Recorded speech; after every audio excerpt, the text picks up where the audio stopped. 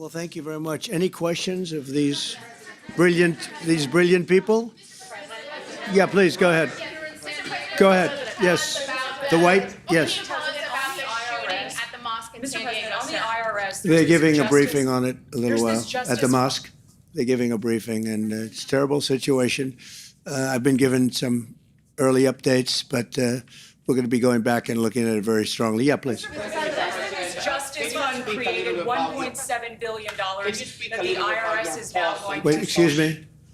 Can you speak a little bit about your post on Truth Social on Iran and what was the decision that why you didn't attack Iran? Well, other countries have come to me and they've said we were getting ready to do a very major attack tomorrow. I've put it off for a little while, hopefully maybe forever, but possibly for a little while, because we've had very big discussions with Iran, and we'll see what they amount to. I was asked by Saudi Arabia, Qatar, UAE, and some others if we could put it off for 2 or 3 days, a short period of time, because they think that they are getting very close to making a deal. And if we can do that where there's no nuclear weapon going into the hands of Iran, I think, and if they're satisfied, we will be probably satisfied also. We've informed Israel. We've informed other people in the Middle East that have been involved with us. And, it's a very positive development, but we'll see whether or not it amounts to anything. We've had periods of time where we thought pretty much getting close to making a deal, and didn't work out, but this is a little bit different. Now, we're ready going tomorrow, very big, and not something I wanted to do, but we have no choice because we cannot let Iran have a nuclear weapon. Yeah.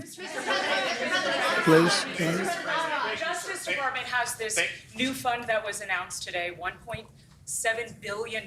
Yeah. Why should taxpayers pay for the January 6ers? Well, it's been very well received, I have to tell you. I know very little about it. I wasn't involved in the whole creation of it and the negotiation. But this is reimbursing people that were horribly treated, horribly treated. It's anti-weaponization. They've been weaponized. They've been, in some cases, imprisoned wrongly. They paid legal fees that they didn't have. They've gone bankrupt. Their lives have been destroyed. And they turn out to be right. I mean, it was a terrible period of time in the history of our country. And they worked on it. I know the Justice Department, it's really been working on it very hard. There's been numerous other occasions over the years where things like this have been done. But these were people that were weaponized and really treated brutally by a system that was so corrupt, with corrupt people running it, and they're getting reimbursed for their legal fees and the other things that they had to suffer. Yeah, please. Daniel, go ahead. Hold it, Daniel, please. Thank you, Mr. President. It's pretty remarkable seeing you and Mark Cuban up there, and the fact that obviously Mark endorsed Kamala Harris back in 2020. Well, he made a mistake. It was a big mistake. What does this say about what you two are building here? Well, it says we love people. We love our country. He's got a good company, and he's going to do a lot of business with this. And I'm going to get drugs out through Amazon, through the whole group, and we're going to get drugs out. And Mark wanted to be a part of it. And I think Mark was very gracious. He said, this is something that really works. The first time you've seen it. And he had to believe that if he said it about me. You have to understand that. But look, I think I have a lot of respect for Mark, frankly, and I always have. And then, sir,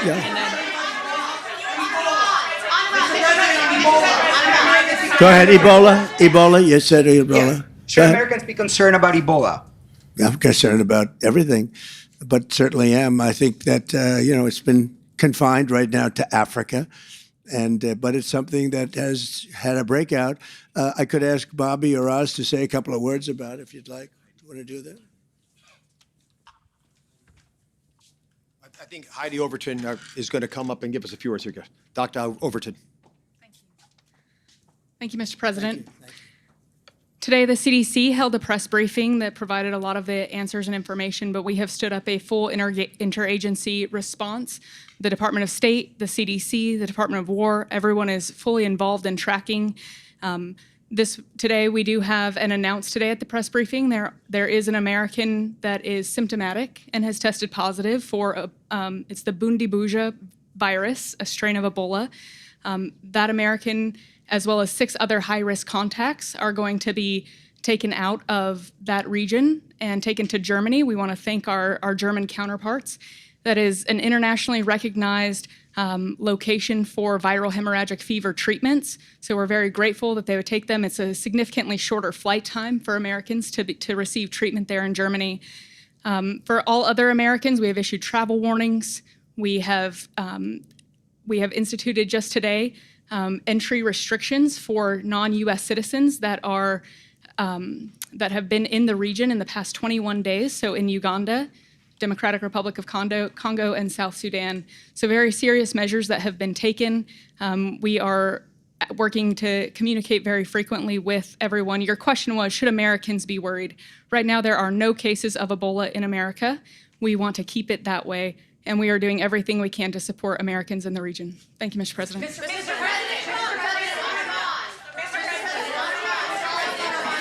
Go ahead, on Iran. What? Follow up on Iran. Other countries have done this before. They have asked you to change course in order to they dangled a peace deal in front of you saying one was coming.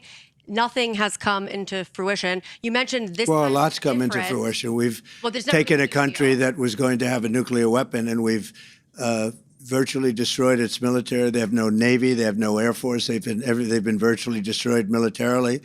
That's a lot. That's a big.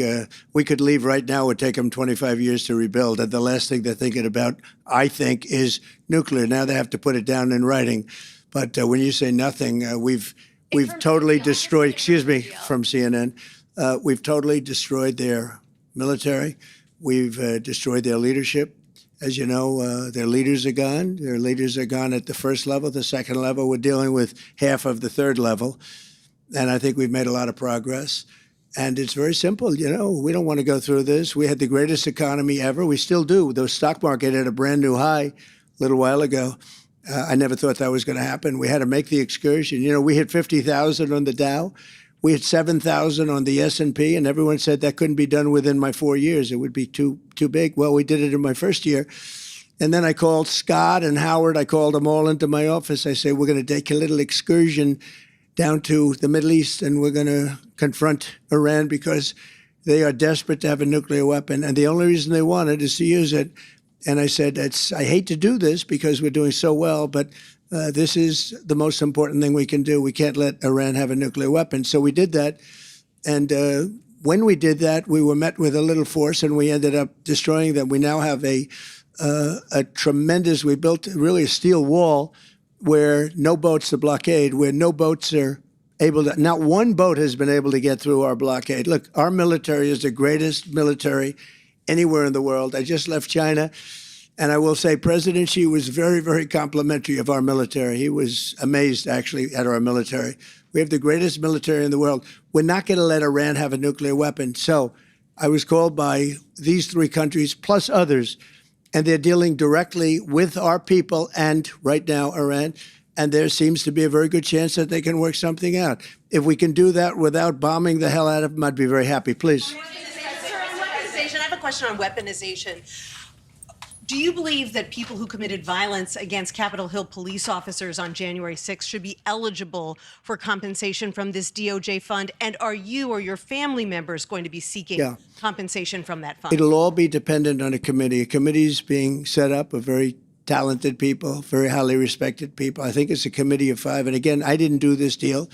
It was told to me yesterday.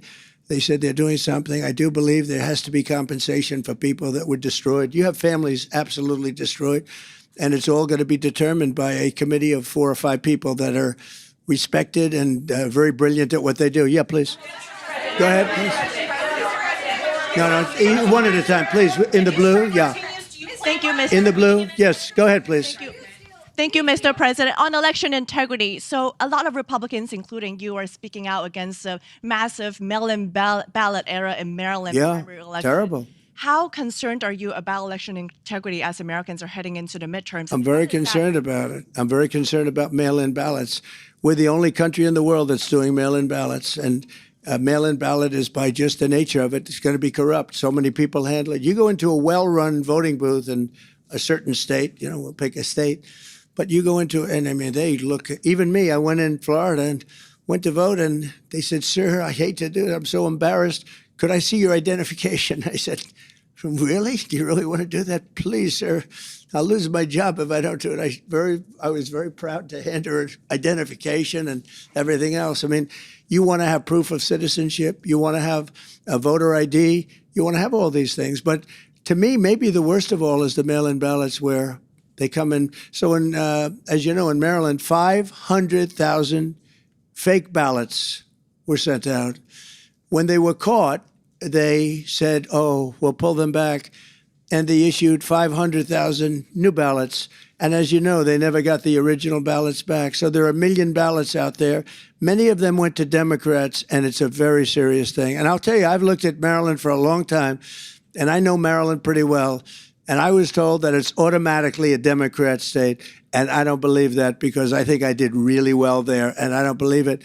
But they issued, as you just got caught recently, 500,000 ballots, illegal ballots were sent out, and they were totally fraudulent.